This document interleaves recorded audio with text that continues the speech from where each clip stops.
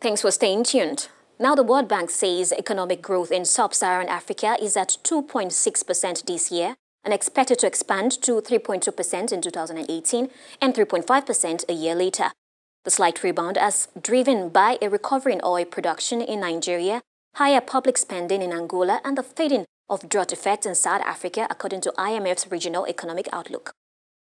Here's more detail with Eric Oteng and Brice Kenho. After registering the worst decline in decades in 2016, Africa's economies rebounded with GDP growth up 2.6% this year, compared to 1.3% in 2016. Economies in sub-Saharan Africa were helped by higher commodity prices, but analysts warn that the continent needs to do more to boost per capita income and create jobs. According to the World Bank's Africa Pulse, sub-Saharan Africa's economies were hit by lower commodity prices, which has slowed growth, slashed government revenues, and weakened several currencies on the continent. All countries need to strengthen and deepen the macro and structural reforms to sustain growth in the long run. These reforms would have to include the strengthening of institutions for private sector growth.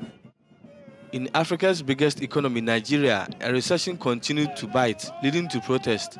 For most of 2017, Nigeria battled with a currency crisis as a result of low oil prices, which tipped its economy into recession and created chronic dollar shortages. Annual inflation hit 17%, and the United Nations estimates that 70% of Nigerians live on $1 a day, a situation that prompted widespread anger over the handling of the economy. In Ghana, a major exporter of oil, gold and cocoa, President Nana Akufo-Addo announced that the country will not extend its 3-year program of aid. We have to continue to work to bring down the cost of borrowing, to enable businesses to have access to much needed credit.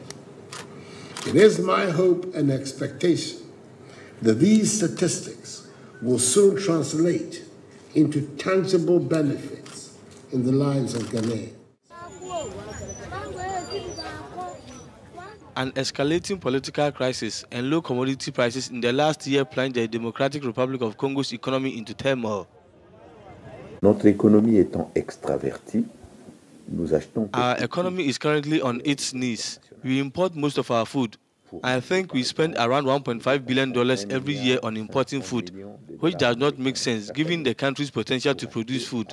En dehors du territoire national, ce qui contraste avec le potentiel que nous avons. We have over 80 hectares of arable land, but only 10% is used.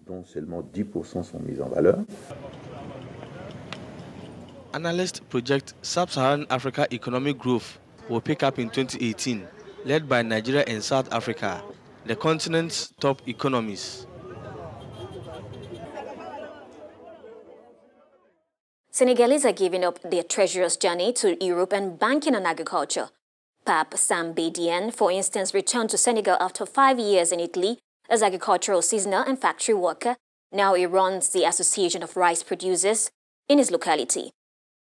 William Bahia reports. It's an inspiring farming adventure, and it takes place at the end of this road in the village of Tiaren, located in the St. Louis region, northwestern Senegal.